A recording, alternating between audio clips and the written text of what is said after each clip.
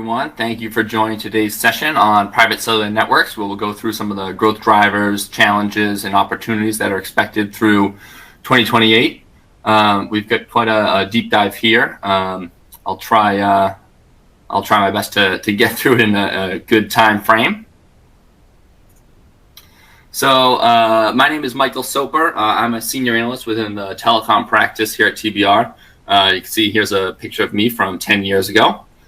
So I look like that, but much older now. And I lead our private cellular networks, or PCN, coverage. And just so we're able to see where this sits within our portfolio, so we have three reports on the private cellular networks market. We have the benchmark, which is a vendor benchmark, where we cover some of the largest vendors in the private cellular network space, including Ericsson, Nokia, Huawei, ZTE, Samsung, and Cisco. And then we have a market forecast, which for this year we'll publish before the end of the year, and goes out through 2028, where we deep dive into different segments of the market and regions as well.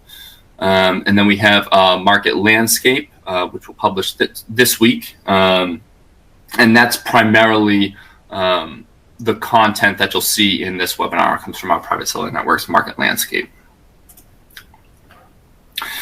Just to give a bit on today's agenda. So first, we'll go through some of the taxonomy and definitions, just so we all get a level set on what we define, TBR defines as the private cellular networks market. Then we'll go into our market forecast, the phases of the PCN market development that we're in right now, some of the key private 5G verticals that are investing in private 5G right now, and then some of their key PCN use cases. And then we'll talk about how those enterprises are buying PCN solutions. And then finally, we'll go a little bit into the PCN vendor benchmark, some of the stakeholders, the vendors that are trying to capitalize on demand for PCN. And then finally, we'll have a spot for Q&A at the end. So just to begin, so with our taxonomy and definitions, so what we're talking about when we talk about private cellular networks, we're talking about the part in the green highlight box that you can see on your screen. We're not talking about what you see in gray. So in gray, that is the public network infrastructure, and that is covered in some of our other reports. So that's where the CSP will give us non-CSP entity, like an enterprise or a government agency, access to its network resources. And that model includes network slicing. So that's what we're not talking about today. What we are talking about is where a non-CSP entity owns and controls a dedicated end-to-end network. So oftentimes this non-CSP entity is subleasing spectrum from a CSP. They could also have their own spectrum. And then that non-CSP entity owns the network infrastructure. A couple other things to note about the taxonomy. So this is where a non-CSP entity owns and controls, but it may not operate the private 5G network infrastructure, so it may be managed by a third party. The network resources are most typically consumed internally by that non-CSP entity. The non-CSP entity has full visibility into the traffic that's running on that private network. And then a CSP can be involved in the PCN, but oftentimes the CSP is leasing spectrum to the non-CSP entity. And the CSP also might sometimes provide value-added services, such as managed services, to support the PCN that's owned by the non-CSP entity. Okay, and with that, we can get into the meat of the report here. So as you can see here, so even though private cellular networks is a relatively new market, there's quite a bit of hype behind it. The growth rates are maybe not what you would expect. And so there are quite a few reasons for that. So we're going to go through some of the key growth detractors and some of the growth drivers. So right now we have the private 5G market reaching 3.5 billion in 2028, and that's quite a bit down from what we had expected just a few years ago. And there are quite a few reasons for this. So we're expecting the private 5G market to grow at a bit more gradual rate and take longer than we had originally expected to reach maturity. And a lot of that is due to the lack of maturity of the ecosystem around private 5G, as well as some of the competitive dynamics for private LTE and Wi-Fi networks.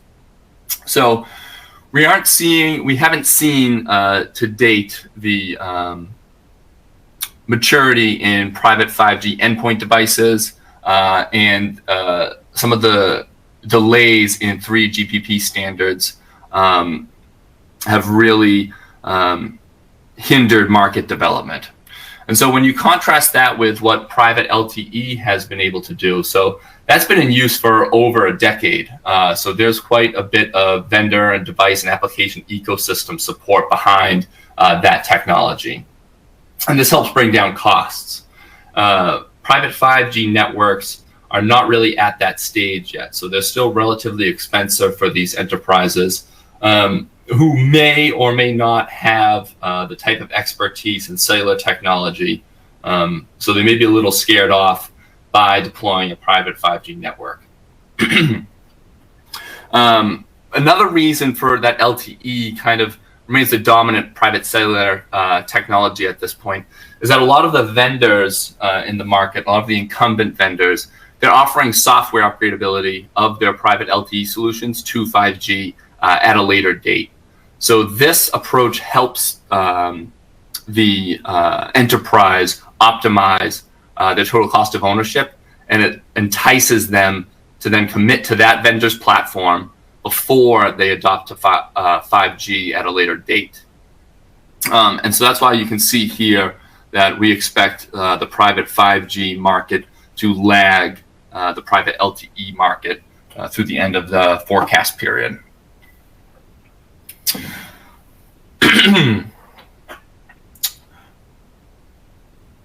So we're also seeing Wi-Fi is really hanging on to the market. Wi-Fi, of course, is incumbent across all enterprises and government agencies.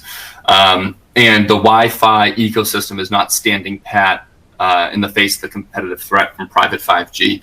So Wi-Fi typically is good enough for most use cases, and enterprises are often leveraging Wi-Fi wherever possible and wherever feasible, because of a cost, from the cost standpoint. And this is largely because 5G is much more expensive than Wi-Fi. Enterprises, they're much more comfortable using Wi-Fi, and they're used to using Wi-Fi as their primary connectivity medium. So like I said, Wi-Fi, the ecosystem is also benefiting from some of the new generations that have come out. So Wi-Fi 6, Wi-Fi 6E, Wi-Fi 7. These are demonstrating some significant technological improvements to Wi-Fi performance. And so that's kind of helped Wi-Fi technology narrow the gap a little bit with cellular from a performance, features, and capability standpoint. The real issue here is that enterprises are very uncertain about 5G PCN return on investment. And they have much more clarity on the return on investment in LTE and especially Wi-Fi. And so that's kind of making them lean towards their existing options, which they're very familiar and comfortable with. Of course, we do see plenty of 5G uptake. That's why we have the market growing. But it's really at this point being confined to more mission critical environments. So the more mission critical the environment, the more likely 5G will be used. So these are especially important in instances where we see reliability and speed or security concerns are a key factor for the enterprise or the government agency. And so that's where they're prioritizing deploying 5G. So that's why, and we'll talk about this later on in the presentation, that's why we see 5G really getting a mandate for military installations and manufacturing facilities, as well as a lot of mining operations, where safety is a key priority, and you can't afford the downtime and latency that you might have with an LTE or a Wi-Fi network.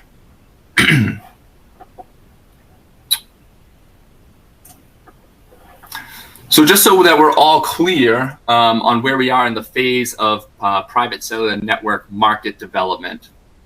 So we're past the private LTE era, where LTE was the de facto cellular technology for PCNs.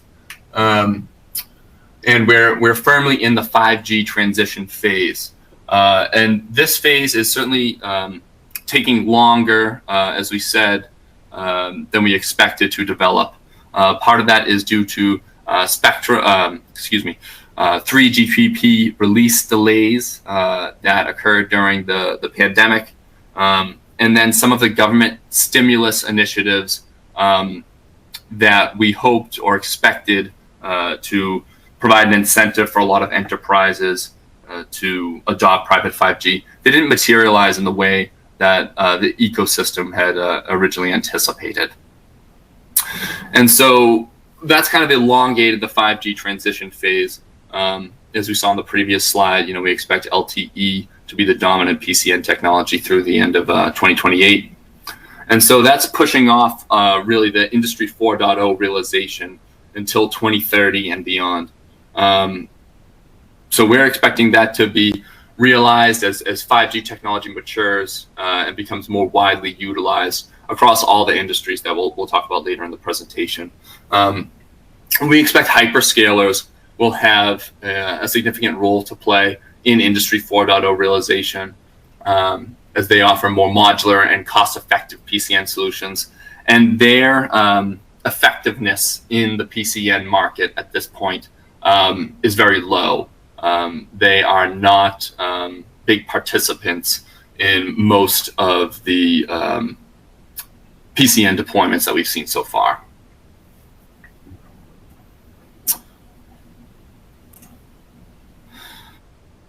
So here are some of the key verticals where we're seeing private 5G adoption take hold. And you'll notice that government is right at the top there. And so when we talk about government, we're talking about entities such as education, defense, installations, public safety, and smart city environments. So we've really seen to date that government has been the absolutely most active vertical in deploying 5G, private 5G networks. So we expect them to remain essentially the largest investor in private 5G, during the course of our forecast period. And this is largely driven by the military and public safety subsectors at first, and then education and smart cities. They're going to increase their investment over time.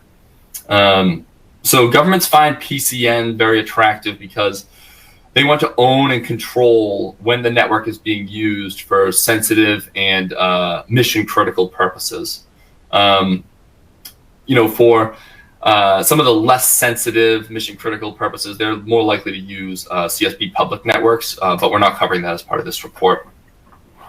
So in governments globally, we expect that they would prefer to procure their 5G PCN solutions from their domestic vendors. But if they don't have domestic vendors available, then they're likely to use vendors domiciled in allied countries. So this is where you're likely to see. So in the U.S., there aren't major RAN players that are domiciled in the country, but there are major RAN players like Nokia and Ericsson that are domiciled in NATO countries, and so you're likely to see a lot of mix and match there. So governments throughout Europe likely to use Ericsson and Nokia. Same thing in the U.S. Unless they feel comfortable with the technology from a Mavenir or a JMA, we're going to see a lot of installation of Ericsson and Nokia equipment, and we're already seeing that to some extent. So as we said, defense and military, that's the largest opportunity within the public sector vertical. And one example that we have for use cases is areas like AR, VR, drones, and advanced command and control applications. So that's to enhance operational efficiency in military operations. And the U.S. Department of Defense is kind of a leading example of this in terms of what we can view publicly.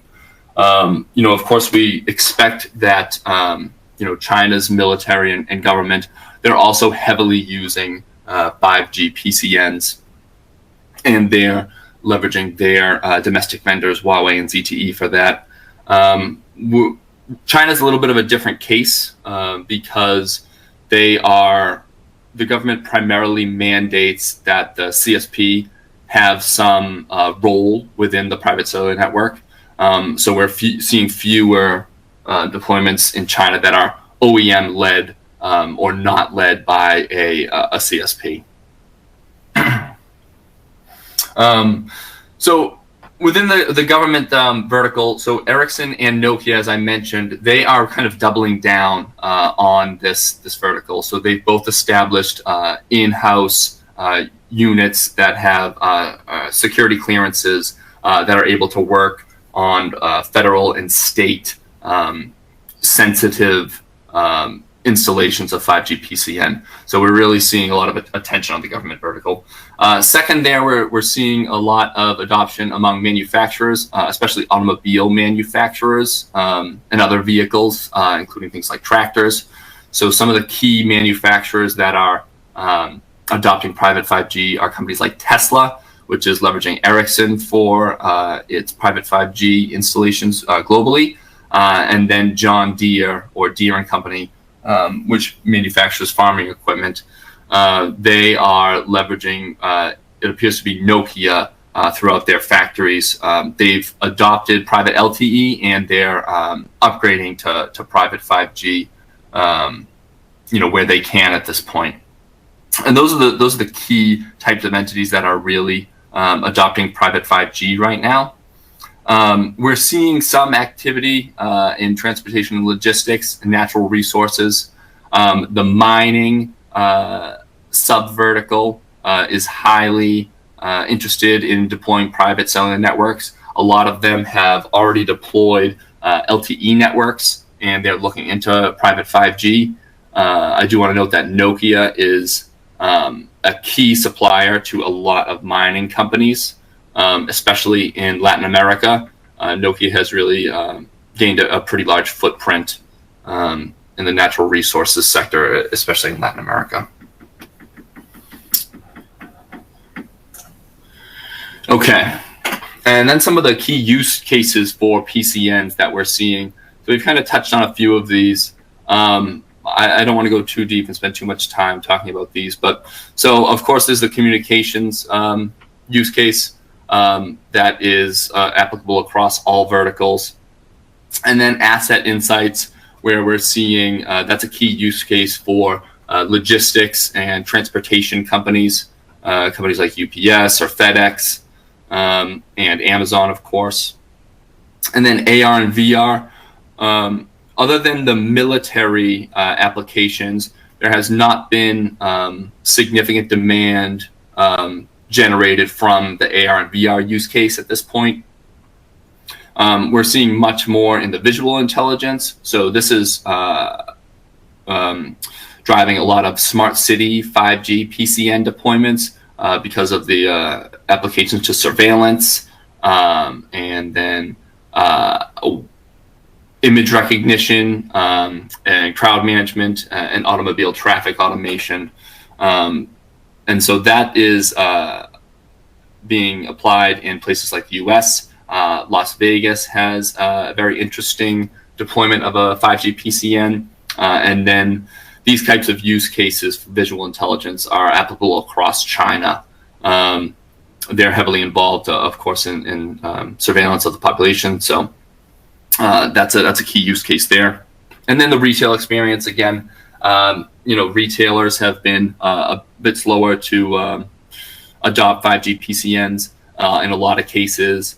LTE is completely sufficient for these use cases, so they don't really need 5G speeds at this point.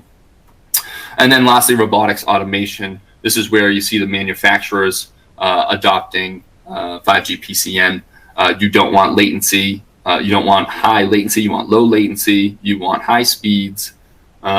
If you're focused on robotics automation, so that you can make sure that they're safely operated and that there's no downtime to maximize your efficiency. So this slide depicts some of the different sourcing models for enterprises, how enterprises are buying PCNs.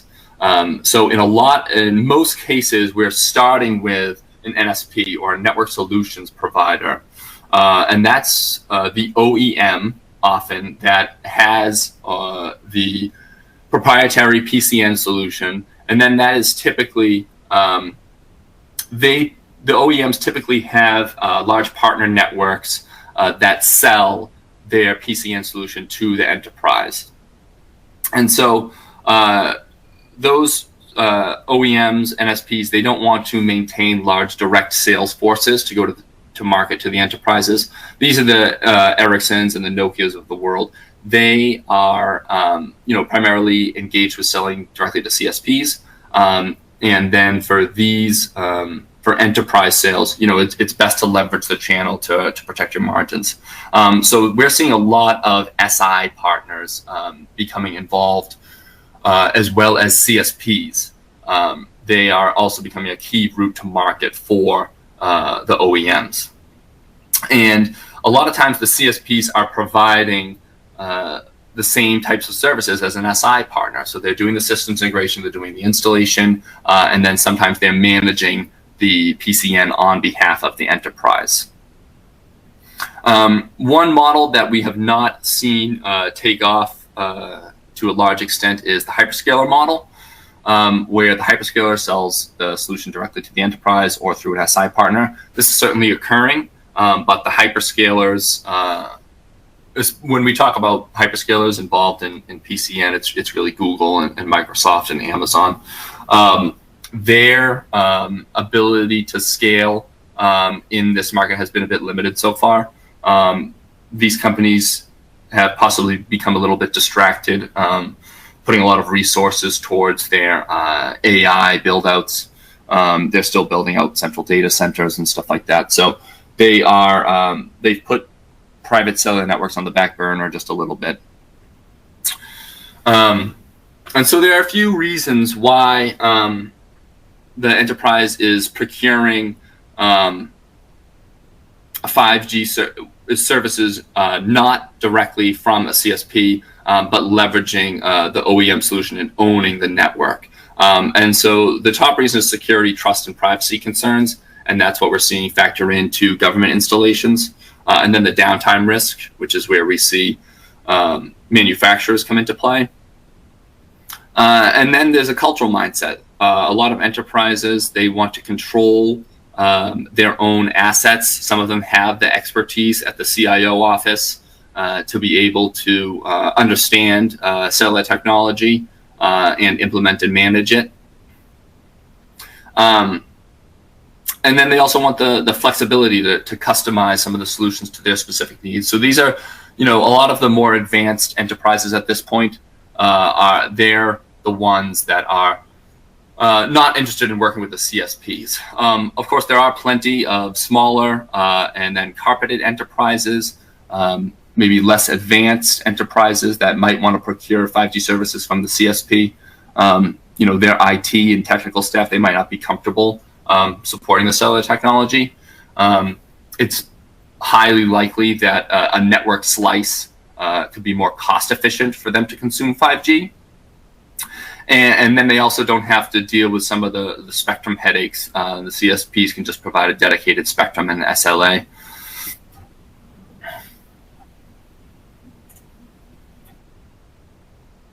So getting into some of the stakeholders. So this data comes from our latest private cellular networks vendor benchmark, which is where we tabulate the market share.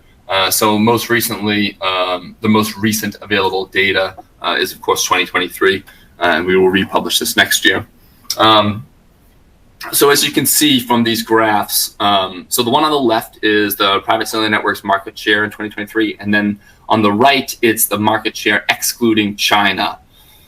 And there's a key reason we're doing that, and that is because in China, Huawei and ZTE are heavily favored by enterprises due to mandates from the government to leverage domestic firms whenever possible.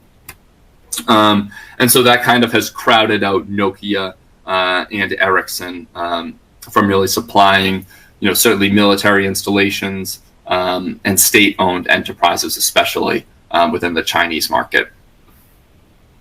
So on the left, Huawei remained the PCN leader by revenue in 2023, and that was largely due to the strong demand in China. And then outside of China, we have Nokia holding the largest market share. So Nokia was an early aggressive actor within the PCN space, coming to market with key solutions, forging a very strong partner ecosystem. And so outside of China, its competitors are kind of trying to catch up to it.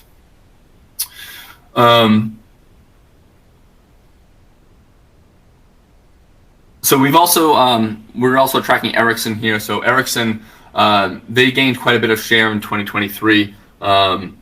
And we expect them to gain share again in 2024 as they have leveraged kind of their fully integrated Cradlepoint acquisition. So that's given Ericsson a nice conduit for both direct and channel sales to non-CSP customers. Ericsson's also been working to scale down its PCN solutions to provide a more compact offering for maybe some of the smaller enterprises that are interested in procuring private 5G, as well as some of the carpeted enterprises, which will bring Ericsson into closer competition with companies like Cellular, which is one of the leading providers of private cellular networks to carpeted enterprises. Ericsson is also one of the key players in embracing neutral host private networks. They came to market with a very interesting solution that supports CBRS in the US in September. And we expect there to be pretty strong demand for neutral host private cellular networks over the course of the next few years. I also want to highlight Cisco and Samsung. So they are relatively small players in PCN. They have not put the resources towards building out their partner, Samsung hasn't really put the resources towards building out its partner ecosystem to the extent that Nokia and Ericsson have. And Cisco, which already owns a very strong channel partner ecosystem, they're leveraging that, but they don't have the full end-to-end solution. They've partnered with companies like Airspan and JMA and NEC to round out their private 5G offering, but their share of the market has not really moved over the course of the past 2 years. And this kind of coincides with what we perceive to be a bit of a lack of focus on the cellular technology market in general coming from Cisco. So it'll be interesting to see what they do there over the next few years. One thing I want to note about the vendor market for PCN is that it is highly fragmented. So this is a breakdown of the rest of market or ROM share by company type in 2023. So other ICT OEMs has the biggest share here, and this is where we see some of the newer startups, companies like Mosa Labs or Soluna especially, really beginning to exercise their strengths in the market. I do want to talk about Soluna for a second because they have really built out their channel ecosystem over the past year. They've also entered China through various partnerships, and so we expect them to become a more significant player. There were some concerns about Soluna technology when they first came to market, but they're really gaining a large footprint within the corporate enterprise, maybe spaces where you don't need the most ruggedized equipment, and that's where they're really demonstrating strength. And so then what you see here, I do want to highlight the CSPs. They have a large chunk of the rest of market segment, and that excludes their revenue from the product resale, because that's represented in the OEMs and the ODMs market share. But this is where the CSP is doing things like managing the network, providing SI, or providing deployment services. And that's also what most of the industrial systems integrators, the government contractors, the ICT SIs, and the ICT VARs, they're also doing that within this market. So it's highly fragmented. We're seeing more and more ICT technology providers kind of jump into the PCN market. Wilson Electronics, LG, we're seeing startups come into the market all over the place. It's really it's becoming even more highly fragmented, and there likely is not enough demand to sustain all of the companies that are trying to get a piece of the market. Okay, and with that, we can enter question and answer. I will refresh the Q&A.